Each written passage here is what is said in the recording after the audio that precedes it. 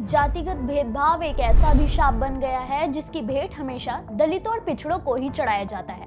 अगर आरोपी रसूखदार है तो ना तो प्रशासन कुछ करता है और ना ही कानून। फिर भला कैसे दलितों को न्याय मिलेगा, इसकी उम्मीद की जा सकती है। नमस्कार, मेरा नाम है मोहिनी।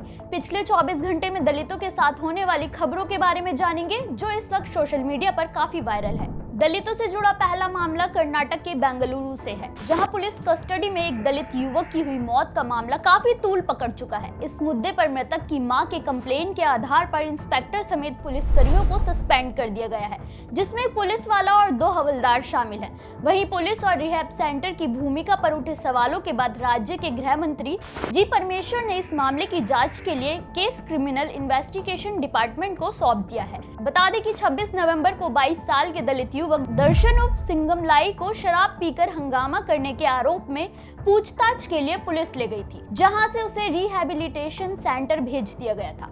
लेकिन 26 नवंबर को खबर आई कि दर्शन की मौत हो गई है, जिसके बाद दर्शन की मां ने मदनायक हल्ली पुलिस पर आरोप लगाया कि टॉर्चर के कारण उनके बेटे की मौत हो गई है और उन्हें न्याय मिलना चाहिए। फिलहाल अब इस मामले की जांच सीआईडी करेगी, तब तक आरोपी पुलिस वाले निलंबित ही रहेंगे। दलितों से जुड़ा अगला मामला यूपी के गोरखपुर से है, जहां एक दलित परिवार की मदद करने के लिए खुद यूपी के सीएम योगी आदित्यनाथ आए हैं। दरअसल अभी कुछ दिनों पहले गोरखपुर के गोला तहसील क्षेत्र के मदरिया के रहने वाले दलित युवक राम निवास की अचानक मौत हो गई थी, जिसके बाद उनकी पत्नी और 3 बच्चे पूरी तरह से बेसहारा हो गए थे। लेकिन अब खुद सीएम योगी ने आगे बढ़कर इस परिवार की मदद की और मदरिया सिद्धपीठ के महंत रहे रामदास को श्रद्धांजलि देने पहुंचे सीएम योगी ने दलित परिवार की आपबीती सुनी और मठ पर जाने से पहले ही हेलीपैड पर ही पीड़ित परिवार को बुलाकर 8,25,000 रुपए की सहायता राशि देने का आश्वासन दिया और पहली किस्त का चेक सौंप दिया। इतना ही नहीं, सीएम ने मृतक की छोटी बेटी निक्की को मुख्यमंत्री बाल सेवा योजना के तहत लाभ देने के भी निर्देश दिए हैं। इसके अलावा भविष्य में दलित परिवार को किसी के आगे हाथ न फैलाने पड़े, जिसके लिए जमीन का पट्टा और प्रधानमंत्री आवास योजना का भी लाभ दिलाने का आश्वासन दिया गया है। दलित परिवार के प्रति सीएम की संवेदनाएं देखकर लोगों के मन में दलितों के प्रति यूपी में हालातों के सुधरने की आस जगने लगी है। दलितों से जुड़ी अगली खबर यूपी के अलीगढ़ से है, जहां एक दलित युवती को अपने साथ हुए दुर्व्यवहार के लिए न्याय मिलने में 4 साल का लंबा इंतजार करना पड़ा।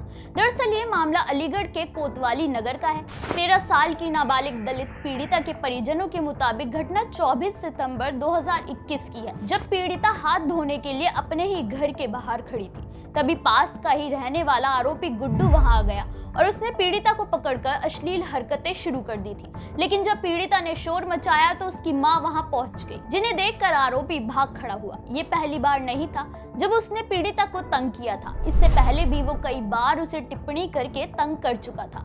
इस घटना की जानकारी पीड़िता के पिता को रात को 8 बजे लगी तो उन्होंने पुलिस को शिकायत दर्ज कराई। लेकिन इस शिकायत के कारण आरोपी का जीजा उन्हें जान से मारने की धमकी देने लगा और जाति सूचक गालियां भी दी, लेकिन वो टस से मस नहीं हुए और आखिरकार 4 साल के बाद विशेष न्यायाधीश पॉक्सो एक्ट की एक अदालत ने आरोपी को 3 सालों की सजा और 50,000 रुपए का जुर्माना लगाया है, जिससे पीड़िता के परिवार ने राहत की सांस ली है। दलितों से जुड़ा अगला मामला यूपी के कन्नौज से है, जहां एक दलित युवक की जमीन पर कब्जा करने और उसका उत्पीड़न करने के मामले में कोर्ट काफी सख्त नजर आ रहा है। ये खबर फारुखाबाद के कंपिल थाना क्षेत्र के सिसोया नगला का है। इस मामले में दलित उत्पीड़न करने वाले आरोपियों के खिलाफ कोर्ट ने सख्त रवैया अपनाते हुए जमानत के लिए तारीख 10 दिसंबर तक बढ़ा दी है। दरअसल पीड़ित राम स्नेही ने 26 अक्टूबर 2023 को पुलिस में शिकायत दर्ज की थी कि कंपिल नगर पंचायत के पूर्व चेयरमैन उदय यादव उनके एक साथी राजेश समेत 10 लोगों के खिलाफ मामला दर्ज कराते हुए बताया था कि 1983 में उन्हें पट्टे पर 5 बीघा जमीन मिली थी,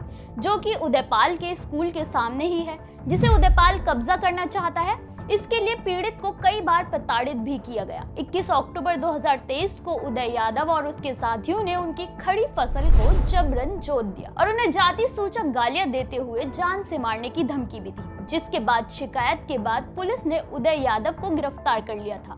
हालांकि वहीं आरोपियों ने अग्रिम जमानत की अर्जी दी थी, लेकिन कोर्ट ने उसे खारिज करते हुए सुनवाई को 10 दिसंबर के लिए टाल दिया। हालांकि कोर्ट ने सभी आरोपियों के खिलाफ आरोपों को तय कर दिया है और जल्द ही इस पर फैसला आ सकता है। दलितों से जुड़ा अगला मामला तमिलनाडु के धर्मपुरी से है, जहां 2 दलित युवकों को उनके इंटरकास्ट रिश्ते के कारण मारने का मामला सामने आया है। दरअसल ये घटना 26 नवंबर की है, जब पलाकोड के पास सोनमपट्टी गांव के रहने वाले 2 युवक एन सुनील कुमार और आर मुरुगन की चिरकत नहल्ली के पास रोड एक्सीडेंट में मौत होने की खबर आई थी। लेकिन जब इस घटना के बारे में उनके परिजनों को पता चला तो उन्होंने सीधे तौर पर कहा कि जातिगत भेदभाव और अंतरजातीय रिश्ते के कारण उनके बच्चे की गई, जिसे एक्सीडेंट बताया जा रहा है। उन्होंने मांग की है कि इस मामले में सीबीआई और सीआईडी जांच होनी चाहिए। हालांकि मामले को तूल पकड़ता देख नेशनल कमीशन ऑफ SC/ST ने इन मौतों को लेकर जांच शुरू कर दी है। हालांकि देखने से ये केवल रोड एक्सीडेंट से हुई मौत ही लग रही है। हालांकि प्रथम दृश्य यही दिखाता है कि ये केवल रोड एक्सीडेंट है,